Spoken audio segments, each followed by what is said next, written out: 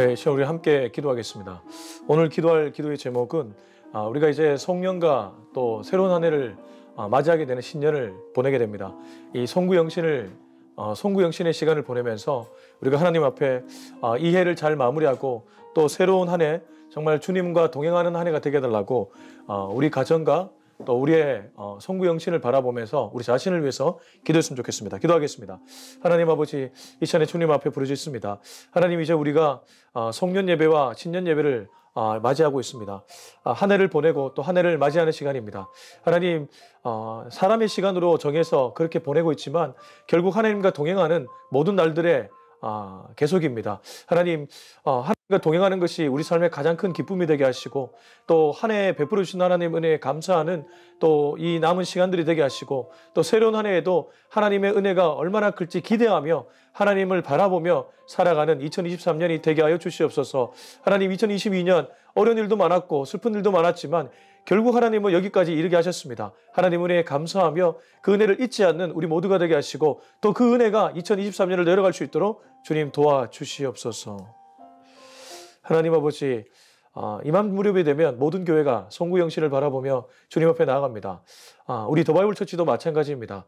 2022년 주님 베풀어 주신 은혜에 감사하는 마무리가 되게 하시고 또한 2023년 하나님의 은혜를 기대하는 새로운 해가 되게 하여 주옵소서. 예수님의 이름으로 기도합니다. 아멘.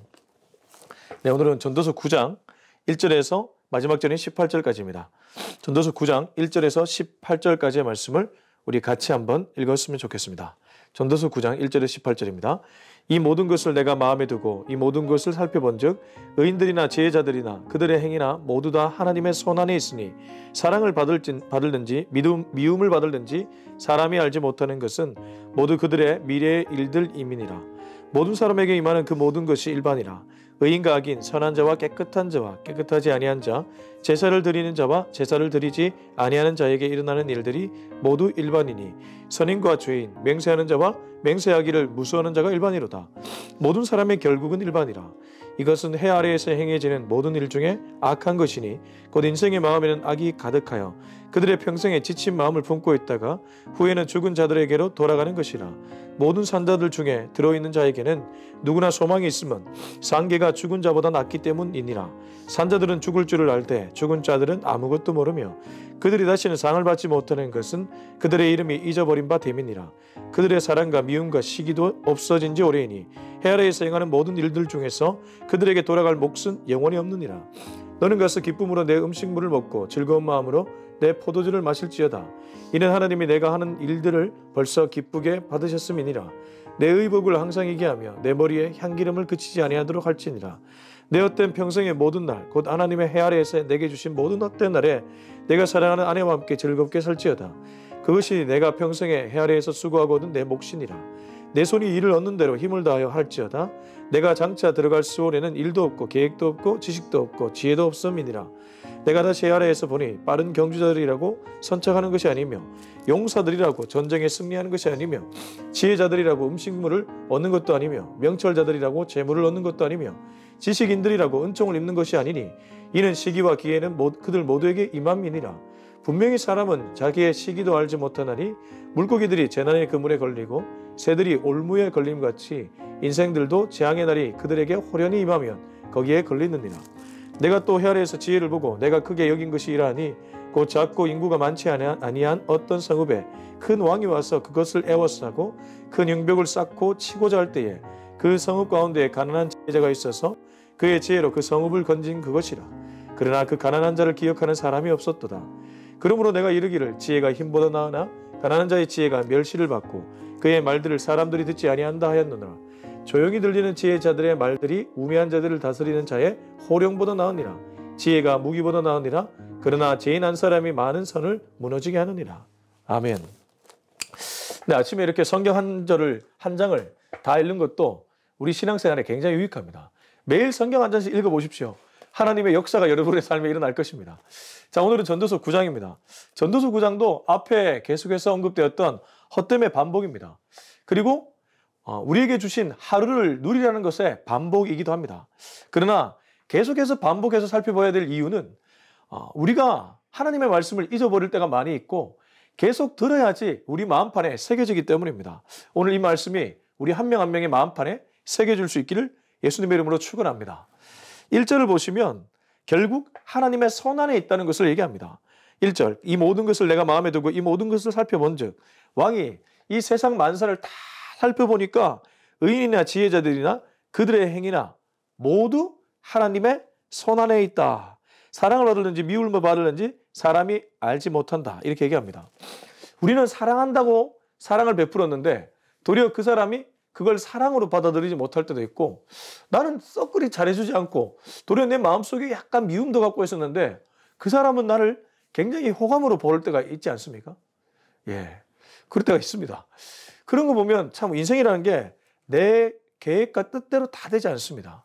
그래서 전도자 이 코엘렛 솔로몬 왕은 그걸 알고 이렇게 얘기하고 있는 것이죠. 모두 다 하나님의 손안에 있다. 오늘 다른 거는 다 잊어버리시더라도 이거 하나만 꼭 건져가십시오. 모두 다 하나님의 손안에 있습니다. 우리가 하는 모든 일이 다 하나님의 손안에 있다는 뜻입니다. 사람이 하는 것 같지만 사람이 할 수 없고, 사랑하는 것 같지만 도리어 누군가를 미워하는 일이 될 수 있고, 미워하는 것 같지만 누군가를 도와주는 일이 될 수 있다는 것. 달리 말하면 모두 다 하나님의 손안에 있습니다. 이게 전도자가 드리는 결론이자 우리에게 주는 교훈이라는 것이죠. 자, 2절부터 이제 6절까지를 쭉 보시면 모든 사람에게 당하는 일이 같다고 얘기합니다. 2절, 모든 사람에게만은 그 모든 것이 일반이라, 같다는 것이죠. 일반이라는 것은 같다는 겁니다.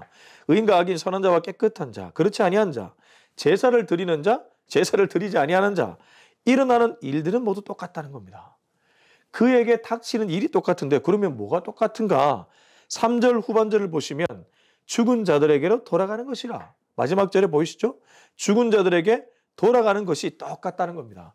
아니, 의인은 죽지 않습니까? 악인도 죽고 의인도 죽습니다. 선한 자 죽지 않습니까? 죽고 깨끗한 자도 죽고 다 죽죠. 죽음을 맞이하는 것은 다 똑같다는 거예요. 그런데 그러면 코엘렛이 이 똑같다는 거에서 이 얘기를 하면서 뭘 강조하고 싶은 것인가? 그렇기 때문에 오늘 하루를 누리라는 결론으로 나중에 나아가게 됩니다. 4절을 보시면 산개와 죽은 사자를 비유하고 있습니다. 사자가 개에 비교할 수 없는 용맹함을 갖고 있죠. 사자는 밀림의 왕입니다. 동물의 왕이라고 불립니다. 개는 어떻습니까? 그냥 우리에게 친숙한 개죠. 근데 살아있는 개가 죽은 사자보다 낫다는 것은 죽으면 의미 없다는 거예요. 그래서 살아있을 때 잘하라, 이 얘기를 은근히 하고 있습니다. 5절, 6절을 보시면 산자들은 죽을 줄을 알되 죽은 자들은 아무것도 모르며 그들이 다시는 상을 받지 못하는 것은 그들의 이름이 이미 잊어버렸다. 그들의 사랑, 미움과 시기도 없어졌다. 죽었으니 그들의 사랑이 어디 있으며 미움이 어디 있으며 시기가 어디 있냐. 결국 살아있는 것 자체가 중요하다. 이 얘기를 이제 4절에서 6절에서는 하고 있습니다. 그래서 7절에서 10절, 코엘렛의 오늘 9장의 결론입니다. 우리 7절에서 10절은 같이 읽었으면 좋겠습니다. 시작. 마실지어다. 이는 하나님이 내가 하는 일들을 벌써 기쁘게 받으셨음이니라. 내 의복을 항상 얘기하며 내 머리에 향기름을 그치지 아니하도록 할지니라. 내 헛된 평생의 모든 날, 곧 하나님이 해 아래에서 내게 주신 모든 헛된 날에 내가 사랑하는 아내와 함께 즐겁게 살지어다. 그것이 내가 평생에 해 아래에서 수고하고 얻은 내 몫이니라. 내 손이 일을 얻는 대로 힘을 다하여 할지어다. 내가 장차 들어갈 수월에는 일도 없고 계획도 없고 지식도 없고 지혜도 없음이니라. 자, 7절에서 10절이 오늘 말씀에서 후반절까지 11절에서 18절에 나오는 모든 내용을 아우를 수 있는 주제고 결론이고 핵심입니다. 무엇입니까? 기쁨과 즐거움으로 내게 주어진 하루, 살아있는 오늘 하루를 누리라는 것입니다. 7절이 그 얘기를 하고 있죠. 너는 가서 기쁨으로 네 음식물을 먹고 즐거운 마음으로 포도주를 마실지어다. 이게 흥청망청 그렇게 쾌락주의로 살라는 뜻이 아니고 내게 손에 있는 그 하루를 값지게 여기고 누리라는 것, 그렇게 볼 수 있습니다. 그렇게 사는 너의 삶을 하나님이 기쁘게 받으셨다. 우리가 그렇게 하나님이 주신 하루를 감사하면서 누리면 하나님이 기쁘게 받는다고 합니다. 그리고 또 하나 중요한 게 9절입니다. 9절 중반 이후를 보면 내게 주신 모든 헛된 날에, 헛된 날이라고 표현하네요. 내가 사랑하는 아내와 함께 즐겁게 살지어다. 그것이 네가 평생에 해 아래에서 수고하고 얻은 내 몫이니라. 자, 이 말씀을 이렇게 우리는 적용할 수 있습니다. 솔로몬에게는 아내겠죠. 근데 여기 우리가 살아가는 이 시대에는 가까운 가족이라고 볼 수 있습니다. 그러니까 지금 네가 하루를 누리며 즐겁게 살되 특별히 너의 가까운 사람들과 그렇게 함께 즐겁게 살라는 것입니다. 나중에 시간이 흐르고 나면 남는 것은 가족밖에 없다. 이런 말 하지 않습니까? 서로 다투고 미워하고 시기해도 결국에는 가족이 가장 소중한 나의 사람들이죠. 또 나와 함께하는 내 주변의 사람들이 가장 소중한 사람들이죠. 그 사람들과 하루를 즐겁게 살라고 얘기합니다. 여러분, 너무 미워하지 마십시오. 주변에 나를 힘들게 하는 사람들 있죠. 배우자가 그럴 수도 있고 자녀가 그럴 수도 있고, 그리고 가끔 직장 동료나 또 나와 관계 맺는 사람이 그렇게 할 수 있습니다. 그러나 시간 지나 보면 다 의미 없지 않습니까? 그리고 그 공간에서 빠져나와 다른 공간으로 가면 내가 그때 왜 그 사람과 지지고 볶고 싸웠을까? 이런 생각 들지 않습니까? 그러니까 솔로몬 왕이 하는 말은 바로 그것입니다. 그런 사람들과 서로 미워하며 시기하며 질투하며 싸우지 말고 죽으면 아무 의미 없다. 살아있을 때 오늘 하루 내게 주어진 하루를 즐기며 가까운 사람들과 행복하게 살라. 그게 네가 오늘 하나님께 감사하며 살 수 있는 가장 아름다운 삶이라고 얘기하고 있고, 그리고 또 하나 10절입니다. 자, 10절은 요즘 젊은이들은 싫어할지 모르겠습니다. 워라벨을 좋아하는 젊은이들은 싫어할지 모르겠지만 10절 한 번 더 읽어볼까요? 네 손이 이를 얻는 대로 힘을 다하여 할지어다. 이게 전도서 코엘릿이 얘기하는 것입니다. 내게 주어진 내 손에 잡은 그 일을 힘을 다하여 하라고 합니다. 요즘 워라벨이라고 직장과 가정의 균형, 소확행, 작지만 확실한 행복 이런 얘기를 하면서 나는 여행을 떠나야지, 젊은 파이어족, 이런 나이에 은퇴하고 경제적 자유를 누리며 살아야지, 이런 얘기들을 많이 하는데 오늘 9장 10절의 말씀은 그 말의 정반대입니다. 내 손에 주어진 그 일에 힘을 다하고 최선을 다해 하라는 것입니다. 여러분, 그리스도인은 절대 약삭 빠르게 균형을 추구하고 이런 삶이 아닙니다. 오히려 하나님이 주신 그 일에 최선을 다하는 것입니다.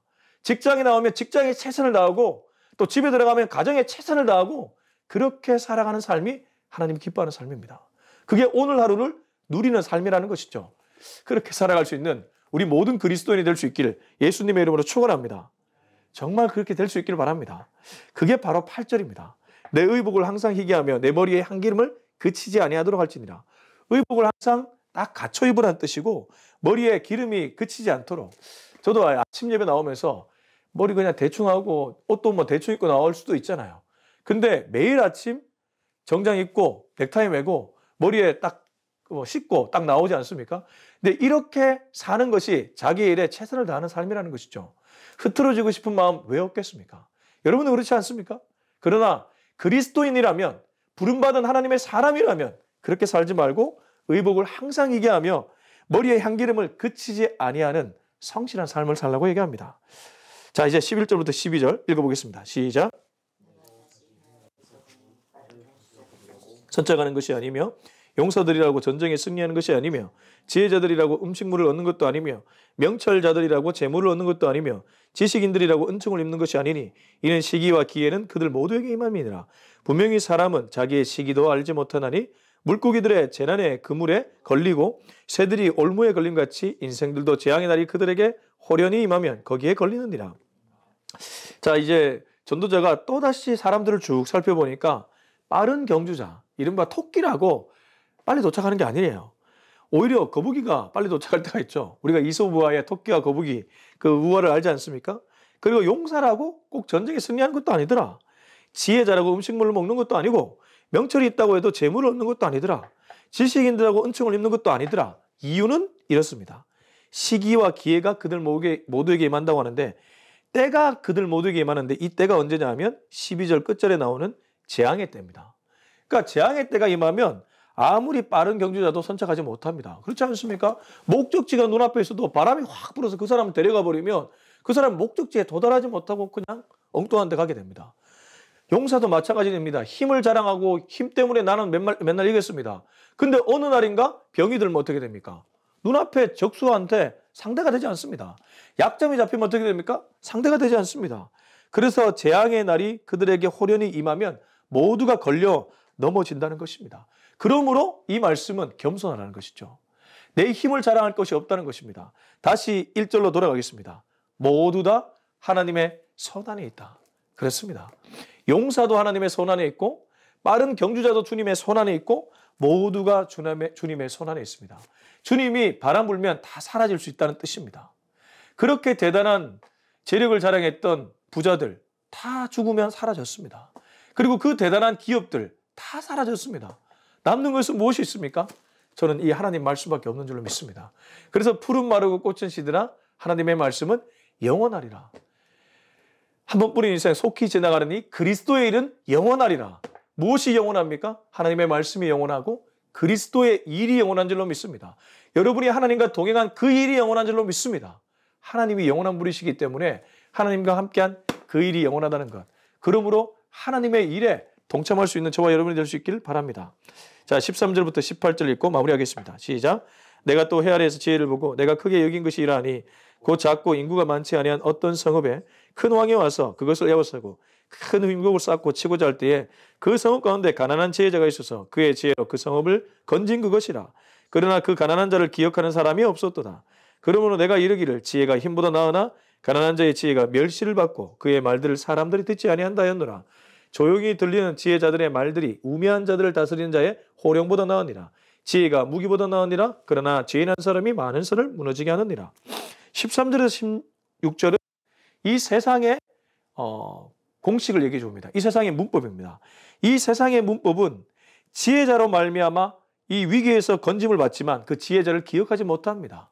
그 지혜자가 가난하기 때문입니다. 백그라운드가 변변찮기 때문입니다. 15절 한번 보실까요? 그 성읍 가운데 가난한 지혜자가 있어서 그의 지혜로 그 성읍을 건진 그것이라. 성읍이 에워싸졌고 흉벽으로 이게 싸움을 지금 걸어왔는데 지혜자의 지혜로 말미암아 건짐을 받았음에도 불구하고 15절 후반절 그러나 그 가난한 자를 기억하는 사람이 없었도다. 이것입니다. 세상은 그 가난한 지혜자의 지혜로 건짐을 받아도 그를 기억하지 않습니다. 여전히 왕을 기억합니다. 여전히 권력자를 기억합니다. 여전히 백그라운드가 있는 사람들을 바라봅니다. 이게 세상의 문법이요 공식입니다. 근데 이 코엘렛이 뭐라고 얘기하고 있습니까? 16절 그러므로 내가 이르기를 지혜가 힘보다 나으나 가난한 자의 지혜가 멸시를 받고 그의 말들을 사람들이 듣지 아니한다 하느라. 그러므로 이것 때문에 너무 상처받지 마십시오. 여러분 이게 세상의 공식입니다. 이런 것들은 하나님 나라와 다른 이 세상 나라의 공식이기 때문에 아 세상 나라의 룰과 공식은 이러하구나. 내가 아무리 애를 쓰고 수고하고 똑바로 산다고 할지라도 그걸 알아주는 것이 아닌 것이 세상의 공식이구나. 그러면 우리는 어떻게 살아야 되는가? 17절 18절 그게 솔로몬의 결론입니다. 17절 18절 시작. 조용히 들리는 지혜자들의 말들이 우매한 자들을 다스리는 자의 호령보다 나으니라. 지혜가 무기보다 나으니라. 그러나 죄인 한 사람이 많은 선을 무너지게 하느니라. 그럼에도 불구하고 우리 믿는 그리스도인들은 지혜를 사모하며 살아가라는 것입니다. 여기 지혜는 좀 더 포괄적으로 보면 하나님의 지혜입니다. 하나님의 손안에 있는 겸손을 가리키는 지혜입니다. 그러한 지혜로 살아가는 사람의 아주 작은 말이 대단한 힘을 가진 그런 나라의 지도자의 호령보다 그러나 그는 우매하다는 것이죠. 그가 지혜로운 것처럼 보이나 그는 우매하다는 것입니다. 하나님을 모르고 자기 힘을 의지하며 살아가는 지도자의 큰 소리보다 낫다는 것. 그걸 알고 이 세상을 살아가는 것. 그게 지혜자의 모습이라는 것입니다. 그래서 지혜가 무기보다 낫다고 얘기합니다.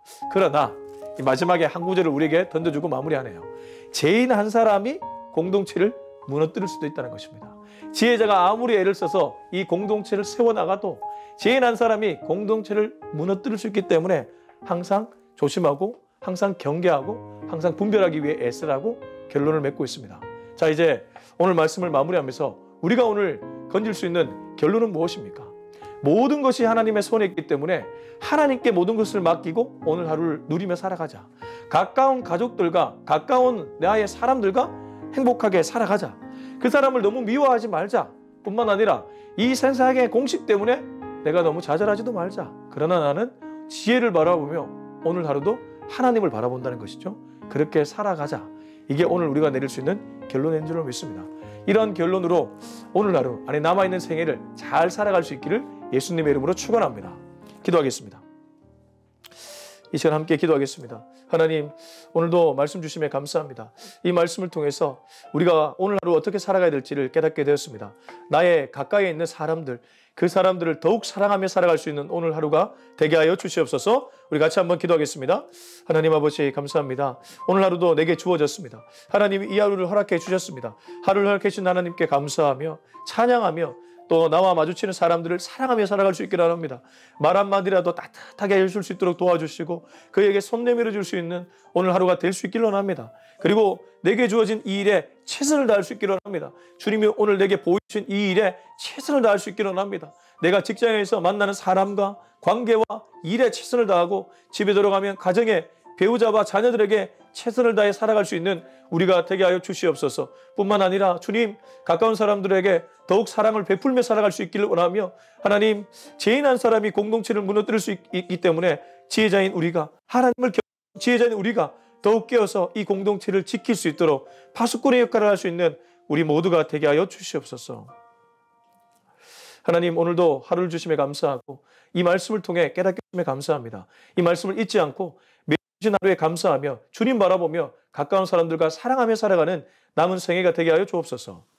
이제는 우리 주 예수 그리스도의 은혜와 하나님의 사랑과 성령의 위로하심이 오늘 이 메시지를 통해 내게 주어진 하루에 감사하며 또한 최선을 다하며 가까운 사람들에게 사랑을 베풀며 공동체를 사랑하며 살아가기로 다짐하는 우리 모두의 머리 위에 지금부터 영원토록 함께하기를 간절히 축원하옵나이다. 아멘.